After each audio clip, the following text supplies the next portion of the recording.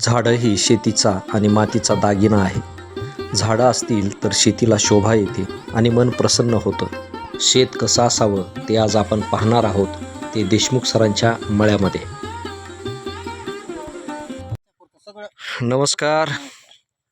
आज आपण देशमुख सरांच्या ह्या फार्म हाऊसवरती आलेलो आहोत. अत्यंत सुंदर अशी बाग त्यांनी डेव्हलप केलेली आहे. ही बारडोली जांभळाची बाग आहे आणि याच्यामध्ये 300 झाडं आहेत. आणि याच्यामध्ये आंतरपीक म्हणून त्यांनी गहू घेतलेला आहे. त्याबरोबर इकडं जर पाहिलं तर कांदा लागवड केलेली आहे. आणि त्यानंतर 2 जांभळीच्या झाडाच्या मध्ये पेरूची सुद्धा लागवड केलेली. प्रत्येक 2 झाडाच्या मध्ये पेरूला लावलेले त्यांनी आणि पेरूला सुंदर असे भरपूर पेरू लगडलेले आहेत. तर नमस्कार सर. नमस्कार. तर ह्या जांभळाविषयी माहिती सांगा की किती वर्षाची झाडं आहेत, कधी लागवड केली होती आणि याविषयी तुमचा अनुभव काय? आता साधारणतः हे 3 वर्षाचे झाड आहे. 3 वर्ष झाले. 3 वर्षाचे. मग 3 वर्षात चांगली वाढ झाली, त्याचे बुंदे चांगले मोठे झालेले हो. आहेत, वाढ पण झालेली भरपूर. आता गेल्या वर्षी 2 वर्षाचे असतानाच एक 8-10 झाडांना 1 किलो, अर्धा किलो त्याला फळ आलं होतं. आणि एकदम असं टपोरं फळ आहे हम्म. आणि गोड आहे खायला. अरे वा. मग किलोमध्ये किती जांभळं बसतील? साधारणतः पाव किलोमध्ये 20 ग्रॅमचं एक एक फळ 20 ग्रॅमचं. ग्रॅमचं. चांगले मोठे येतं. हो. मग आता हे अंतर किती आहे ह्याच्यामधलं? हे 2 झाडाच्या मधलं 14 फूट अंतर आहे. म्हणजे असं हो. असं 14 हो. आणि हे 20 बाय 14. 20 बाय 14. मग ह्या मधल्या 20 फुटाच्या पट्ट्यामध्ये तुम्ही आंतरपीक हे घेतलेले आहेत. हो. आणि पुन्हा आंबे लावले मध्ये. म्हणजे 10 फुटावरती आंबा पण इकडं पण लावलेला आहे. बरोबर आहे. आणि पेरूचे झाडं किती आहेत? पेरूचे झाड हे पूर्ण क्षेत्रच पेरूचं केलं अगोदर आधी. हो. पुन्हा काही काढले का? आणि ते पेरूचा काय थोडासा भरोसा वाटाणा हा. आणि त्याचं मार्केटिंग वगैरे हं. पुन्हा त्याच्यात आळ्या पडणं हे ते थोडे प्रॉब्लेम वाटायला मग लागले. कुठली जात लावली होती पेरूची? की ही ते लाल तैवान पिंक. तैवान.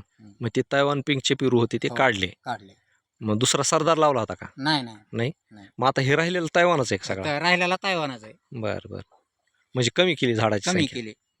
म्हणजे पुढचा पेरूचा धोका लक्षात घेऊन हा. पुन्हा हे जांभळीची लागवड केली. मग आता हे जे पेरू आहेत, मग आता विक्रीला जातात का तुमचे पेरू? हो, जाते. जातात. हा.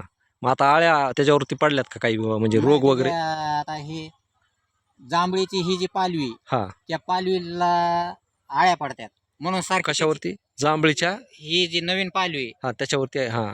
ती पालवी खायला किडे आळ्या पडतात. हा. त्याच्यामुळे त्या फवारणी बरोबर हे फवारून निघते. हा. आता नाही त्याच्यावर आता त्याच्यावरती कीड नाही. नाही. मग आता सध्या मार्केटला जातोय तुमचा पेरू? हो. भाव चांगला आहे का? हो. मग कमी आहे? नाही, सध्या कमीच आता थंडीमुळे.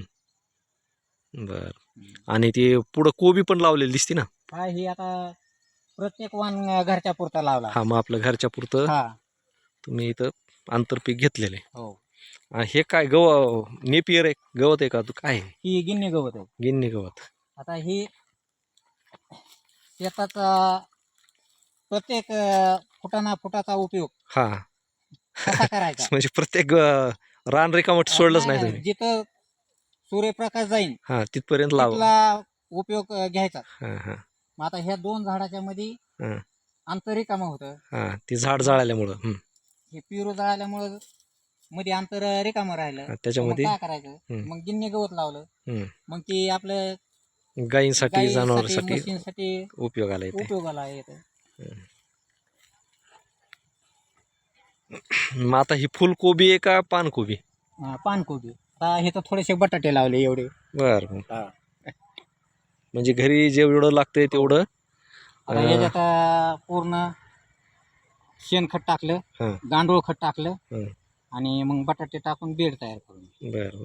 मग हे घरचेच बटाटे टाकले का काही? ते आणले होते बाजारचे बारके? बाजारचे. बर. म्हणजे घरी खाण्यापुरतं ऑर्गॅनिक तयार होतं हे सगळं. मेथी, कोबी हे रोप रेडीमेड आणले होते का? कोणचे? हे कोबीचे? हो. मग दरवर्षी लावता का? हे पहिलीच वर्ष आहे? कोबी या वर्षीच लावला. बर. हे गवारी लावली काही, भेंडी काही, हां. आणि हे लसूण. लसूण लावला. वा, छान. तिकडं वांगे बी दिसते ते. वांगे लावले. सगळं दोड सगळंच काय- लावलंय ना. दोड काही 1-10-5. बर. टमाटे थोडे लावले. अरे वा वा, बेस्ट.